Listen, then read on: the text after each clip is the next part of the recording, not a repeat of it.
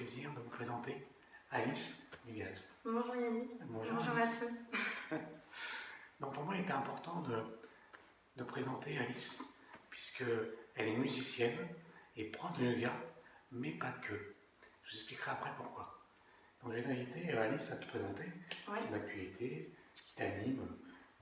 Voilà. Moi je suis professeure de yoga. Okay. Donc depuis maintenant un peu moins d'un an professionnellement, vraiment, j'ai ouvert le petit studio ici en avril. Donc tu vois, ça fait à peine un an. Et à côté, c'était une reconversion puisqu'à la base, j'étais essentiellement musicienne. Donc guitariste pour m'accompagner et surtout chanteuse. Je m'amuse beaucoup avec les mots. Donc voilà, j'écris, je compose.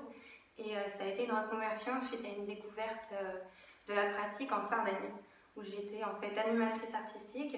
Et en fait, sur un malentendu, j'ai dû passer professeur de sport. Et il s'est passé quelque chose avec le yoga et avec les gens aussi, tu vois, dans l'échange, que j'ai trouvé très vrai, qui m'a donné envie de creuser. Je suis partie ensuite à New York, où là j'ai appris encore davantage parce que c'est un peu plus développé qu'ici. Donc il y a des studios dans tous les coins de rue.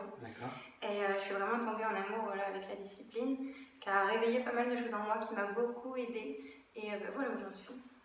Merci. Donc pour moi, il était important aujourd'hui de parler de yoga, puisque moi je vais vous expliquer comment je suis arrivé au yoga. Comme je vous l'ai partagé plusieurs fois, donc j'étais dirigeant d'entreprise pendant 17 ans, et j'ai eu un gros coup de fatigue, un burn-out, et j'avais une idée préconçue sur le yoga, que premièrement c'était pour les anciens, ou les femmes, voilà, une petite occupation, mais ça me faisait peur en fait cette pratique, et j'ai compris pourquoi, puisque la première chose qu'on apprend en yoga, c'est à respirer. Et je me suis aperçu que pendant toutes ces années d'activité intensive, j'étais en apnée tout le temps. Et que le fait de prendre le temps de respirer, je me suis rendu compte qu'à l'intérieur, il y avait une fatigue qui était vraiment profonde. Puisque en se détendant, après les premières séances de yoga, j'aurais même plus à conduire, tellement j'étais fatigué. Donc justement, j'aimerais partager ça avec toi avant de commencer cette interview. On va s'offrir 3 respirations profondes. Et c'est vraiment un cadeau. Donc je vous invite à faire comme nous, en fait, à prendre une profonde inspiration par le nez, gonfler le ventre, expirer tranquillement par la bouche.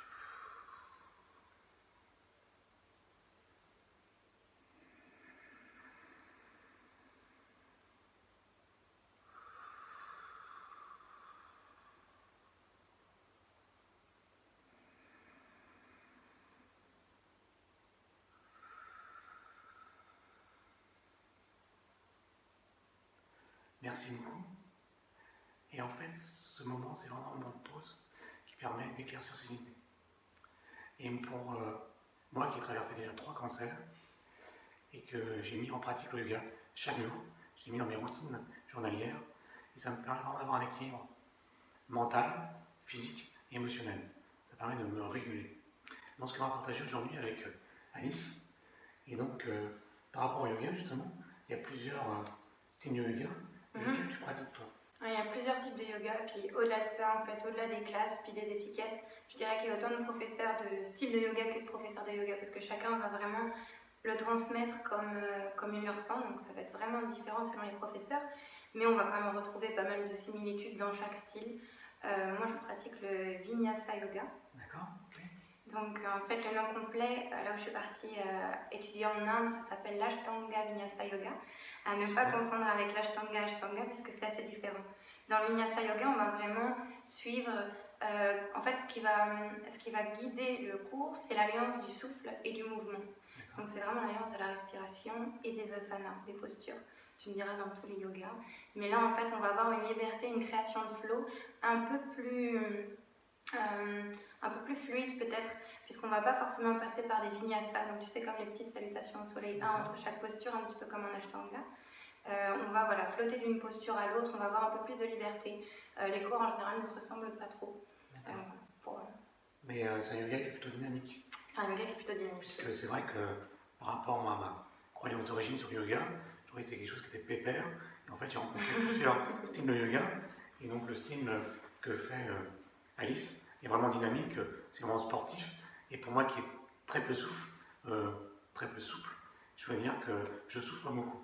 Mais après, je me sens bien en fait. Donc voilà, c'est plutôt magnifique. Et comme tu partageais au début, tu disais qu'à New York, il y avait beaucoup de cours de yoga à chaque coin de rue. Et c'est vrai qu'on s'en aperçoit dans les entreprises, il y a de plus en plus d'entreprises qui font appel à des profs de yoga pour leurs salariés. Donc c'est vraiment quelque chose qui est de plus en plus présent autour de nous. Et comme moi, j'accompagne souvent des dirigeants d'entreprise sur le bien-être pour performer dans leur business, qu'est-ce que pourrait apporter le yoga à quelqu'un, une pratique régulière en fait de yoga, qu'est-ce que ça peut apporter à un homme d'affaires dans sa vie professionnelle? Beaucoup. Oui, à tous. Et puis dans les entreprises, on va dire que c'est des contextes où particulièrement aussi, du coup, on a des rythmes qui sont assez dingues. On attend de nous qu'on soit tout le temps dans la même productivité, avec la même action, etc. Il y a beaucoup de stress en général, souvent on est sur des bureaux. Donc forcément, le yoga dans ces contextes-là va aider énormément, puisqu'on va travailler sur tous les muscles profonds. Donc déjà au niveau du corps, on va renforcer tous les os. Qu'est-ce qui se passe aujourd'hui en fait dans la plupart de nos corps? Déjà on est stressé. On est stressé, on ne prend plus le temps de respirer, on ne sait plus comment respirer.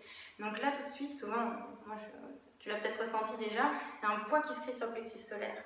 Donc qu'est-ce qui se passe? Les côtes rentrent. Alors là déjà souvent on dit mot du dos parce que qu'est-ce qui se passe aussi derrière? Les muscles en fait dans le dos compensent, puisque la cage thoracique, c'est un des trois cages thoraciques, et le plexus solaire ne sont pas assez ouverts. Donc déjà là, ça crée des tensions.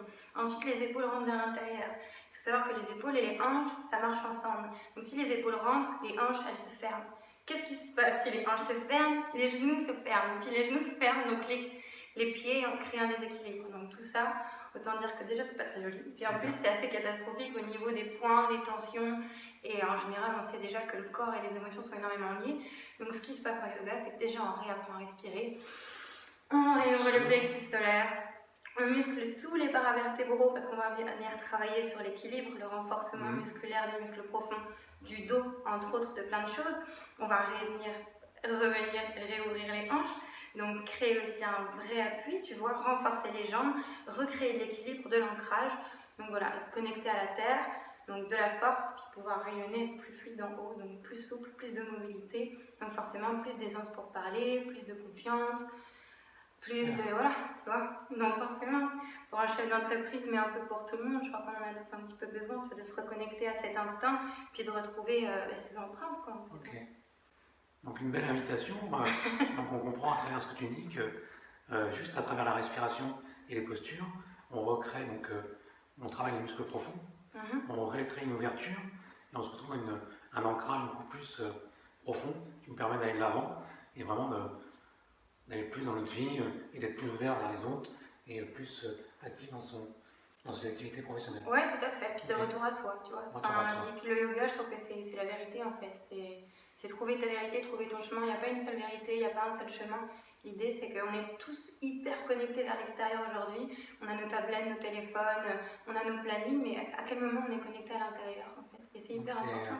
Un retour à soi, et c'est un moment pour soi qui nous permet de sentir en fait ce qui se passe à l'intérieur.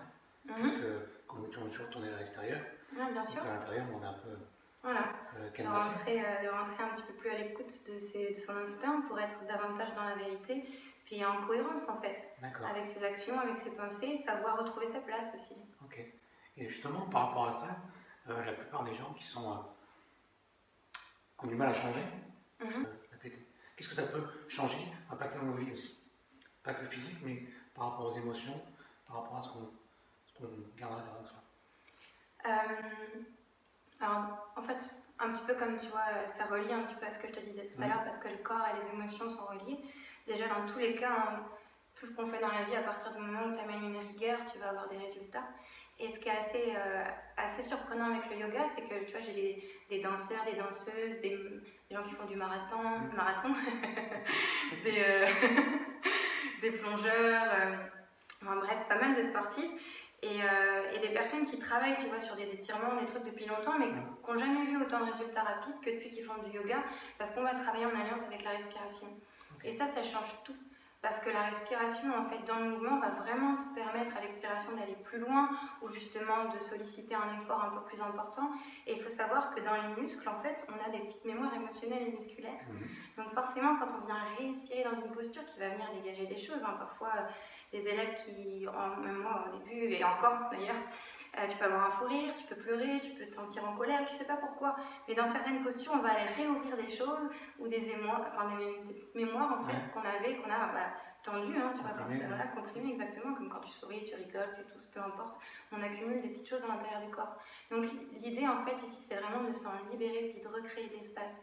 Et quand tu te permets de relâcher tout ça, de te débarrasser de ce dont tu n'as plus envie de garder, ce qui ne t'appartient plus, etc., forcément tu retrouves de l'espace à l'intérieur de toi, donc ça change ta vie au quotidien. Ce que tu vas appliquer sur le tapis, cette espèce de bienveillance, ce rendez-vous avec toi, le fait de réapprendre à respirer, de t'écouter, petit à petit c'est une gymnastique du cerveau aussi, la méditation, la respiration, donc sans t'en rendre compte, en essayant d'être sur l'instant, tu te rends compte que dans ton quotidien tu apprécies beaucoup plus le moment présent. Parce que tu es à l'écoute, tu as appris à ouvrir les yeux et regarder les couleurs. Et justement, c'est ce qui m'intéresse parce que, moi, par ailleurs, ça faisait 1 an et demi où tu étais prof de yoga, et donc je te connais depuis plusieurs années. Et toi, personnellement, à travers une pratique régulière, qu'est-ce que ça a changé? Qu'est-ce que ça a impacté? Moi, ça a changé pas mal de choses. Okay. Par rapport à la musique, je dirais que ça crée un bon équilibre. Parce que tu vois, j'étais du coup seulement dans l'artistique, donc je me laissais un peu guider par ces upside down, des montées en émotion assez intenses. Et du coup, j'allais chercher souvent dans la mélancolie, tu vois, je faisais par mes faces d'ombre, puis j'écrivais. Puis ensuite, c'était jamais très équilibré. Puis j'ai l'impression que, tu vois, j'empruntais des émotions, des personnages, de ce que je ressentais, mais j'étais jamais vraiment peut-être très connectée. Pas incarnée. Ouais, pas incarnée. Et du coup, ça pouvait être très intense, mais en même temps, c'était un peu peut-être superficiel. Ce qui fait que aujourd'hui, c'est un gros mot superficiel, mais dans le sens où aujourd'hui, en fait, je vais être beaucoup plus ancrée et équilibrée parce que on pourrait croire que ça a enlevé ce côté folie, tu vois, de ma personnalité, d'être avec plus de rigueur, d'être ancrée à la terre, etc. Alors que pas du tout, en fait, je m'autorise à accueillir beaucoup plus chaque émotion qui me traverse. Je suis en colère, je suis vraiment en colère. J'ai peur ou je suis triste, je suis vraiment triste. Puis j'apprends à accepter, puis à laisser vivre ça, et ensuite à laisser s'en aller s'il faut. Et je m'autorise aussi à écrire pendant ces moments-là et à accepter toutes les parts de moi qui vont venir créer quelque chose. Et c'est vachement stimulant pour la création d'accepter ce qui va sortir. Parce que souvent, tu n'es jamais contente de toi ou jamais contente de toi, puis tu vas te juger quand tu écris ou te juger quand tu fais quelque chose. Et bien là, tu es beaucoup plus... Ouais, tu vois, c'est presque plus sauvage comme démarche en fait. Tu laisses sortir les choses, tu laisses vivre les choses, puis tu vis le truc avec ça. Le yoga te ramène à ta vérité, au fond, à travers l'ancrage, à travers une cohérence, cœur, esprit et corps. En fait, là, tu es vraiment toi et tu assumes qui tu es. Donc, il y a vraiment quelque chose, une impulse qui se crée. Et ce qui m'intéressait aussi dans cette rencontre, c'est que donc, je t'ai présenté Alice comme musicienne, prof de yoga et pas que. Et ce qui m'intéressait, c'était par rapport justement à cette posture de musicienne et du yoga, comme toutes les vibrations, qu'est-ce que tu as apporté aussi par rapport à le yoga, par rapport à ta musique, à ton côté artistique, par rapport à ce que j'ai vu que tu partageais aussi des ateliers sur les bols tibétains, les vibrations et tout ça, et que tu disais que c'était très intéressant d'expérimenter ça dans lâcher prise aussi, ce que faisait la vibration dans le corps. Et donc, ma question est un peu très ouverte. J'essaie de recentrer un petit peu. Qu'est-ce que fait, en fait, à partir du moment où on se libère, où on s'ouvre, où à travers on accepte son corps et on connaît bien son corps, quelles sont les différences après avec la vibration de la musique? Qu'est-ce qui se passe? Alors, bon, je ne suis pas scientifique et tout ça, mais je veux dire qu'il y a pas mal de choses en fait, plus ou moins mystiques ou expliquées scientifiquement sur les bienfaits et l'impact de la musique sur les corps. Je ne sais pas tout lu, puis je ne voudrais pas dire n'importe quoi, mais je vais dire ce que moi je ressens en tout cas. Donc, pour moi, tu vois, déjà la musique, voilà, ça accueille, ça stimule les sensations, ça nous rend heureux, ça nous donne envie de danser, etc. Ça stimule quelque chose. Il y a des instruments qu'on utilise en yoga comme les bols népalais, tu vois, comme certains autres instruments, etc. La voix aussi qu'on peut utiliser, qui vont avoir en fait des fréquences vibratoires assez impressionnantes. Puis tu vois, dans la pièce, en fait, quand je vais l'utiliser, ça va circuler énormément. Pas besoin de micro ou quoi que ce soit parce que ça se diffuse. Et Moi, j'ai l'impression que ces vibrations qui se sont, tu vois, tout est son, tu vois, enfin, on va dire que tu tapes sur un truc, c'est un son, ton corps a un son, ta voix a un son, la caméra a un son si tu tapes dessus, etc. etc. Et ben, il y a des petits sons, en fait, qu'on n'entend même pas, mais je pense des vibrations qui existent à l'intérieur de nos corps. Et quand tu vas faire de la musique avec des bols, du chant ou quoi, certaines vibrations vont entrer en connexion. Moi, je pense. Mais tu ressens déjà. Voilà. Tu le ressens. Exactement. Avec des vibrations qui existent à l'intérieur de ton corps. Et en fait, ça fait écho. Et à partir du moment où ça fait écho, moi, j'ai l'impression qu'il y a quelque chose qui se libère et qui te parle. D'accord. Parce qu'il y a quelque chose qui entre en commun, il y a quelque chose qui se passe. Et en fait, moi, je m'amuse énormément, du coup, pendant les cours de yoga, tu vois, à amener ces deux passions, puisqu'à la fin, dans le Shavasana, donc le cours se divise en 3 parties, tu sais, dans le yoga. Ah non, tu vas nous l'expliquer. Comment se passe un cours de yoga? On va faire la question après. Voilà. Oui, bah, tu vois, en fait, c'est juste la respiration au début pour poser avec ce qu'on appelle le pranayama, quelques exercices de respiration, voire méditation. Ensuite, il y a toute la partie asana, donc les mouvements. Et à la fin, on termine par une partie shavasana, donc la posture allongée, assise ou peu importe, souvent c'est allongé, pour relâcher le corps, remercier nos corps pour cette pratique, éventuellement une méditation allongée ou assise. Et donc là, moi j'aime bien guider avec de la musique. Je trouve ça assez intéressant puisque le corps a transpiré, on est venu solliciter de la force, de l'équilibre, de la souplesse, on a été concentré avec la respiration. L'idée c'est l'arrêt des pensées automatique. Donc si ça a marché, normalement, tu vois, on a essayé de faire un petit peu le vide, d'être dans l'instant pendant 1 heure, et là on s'allonge, puis on revient au corps, on revient à ses sensations, on revient à ne rien faire. Et la musique peut vraiment aider, je vais dire, à, tu vois, laisser le corps dans le sol, puis à laisser voyager un petit peu le mental, peut-être guider la méditation à travers les sens, à travers les couleurs. C'est le moment que je préfère. Ouais. Quand on s'abonne et qu'on a envie de s'endormir, c'est juste délicieux. Oui, c'est assez agréable, surtout après une bonne séance. C'est ça. Enfin, ça se termine et on sent vraiment le corps qui s'abandonne. Donc, merci. Voilà, la musique va apporter, tu vois, ce voyage peut-être encore un peu plus, quoi. Et donc, pour revenir à côté physique, en effet, il y a plus de 80% d'eau, donc tout est résonance et à travers la musique, en fait, on sent bien dans le corps qu'il y a quelque chose qui se passe. Et dernièrement, j'ai été interviewé par Eric Gandon, donc, qui accompagne des gens à jeûner. Et il m'a dit, mais par rapport à, vous verrez la vidéo sur YouTube prochainement, et il me demandait, mais comment tu pourrais expliquer aux gens, des gens qui sentent rien en fait. Donc dernièrement, j'ai été interviewé par Eric Gandon, qui accompagne les gens au jeûne. Vous verrez prochainement sur ma chaîne YouTube cette vidéo. Il m'a posé une question qui est très importante. Il m'a dit, mais comment tu expliquerais aux gens qui disent qu'ils n'ont pas de problème, qui ne sentent rien, qu'il faut s'écouter et que c'est important d'écouter ses émotions. Et justement, le yoga est une bonne pratique pour ça, puisqu'à travers la respiration et à travers les postures, on va justement se connecter à ce qui se passe, à cette fatigue profonde, à ces émotions bloquées, et ainsi de suite. Donc c'est vrai que c'est super important, une pratique régulière, parce que ça permet de progresser et de revenir à soi, et que le plus important, c'est quand même soi. Hein. Oui. C'est essentiel. On a toutes les clés en nous. Hein. On a toutes les clés en nous, et voilà, il faut s'offrir l'espace et s'autoriser à ressentir, voilà. S'autoriser à respecter ses cycles, s'autoriser à être là. Tout à fait. Donc c'est bien d'être bien accompagné dans un bon cours avec une prof experte dans la matière. Merci. Je te remercie du fond du cœur de ce partage, Alice. Merci à toi, Yannick. Sous cette vidéo, je vous partagerai tous les liens d'Alice sur le yoga et la musique. Je vous invite vraiment à visiter ses profils Facebook. C'est une femme pleine de talent. Elle est donc musicienne et prof de yoga, mais pas que. Donc à suivre absolument. Moi, je vous invite à liker cette vidéo, la partager si elle vous aide, et vous abonner à ma chaîne YouTube. Et je vous dis à très bientôt. Merci beaucoup. Merci. Ciao. Ciao, Ciao, merci Alice. Alice.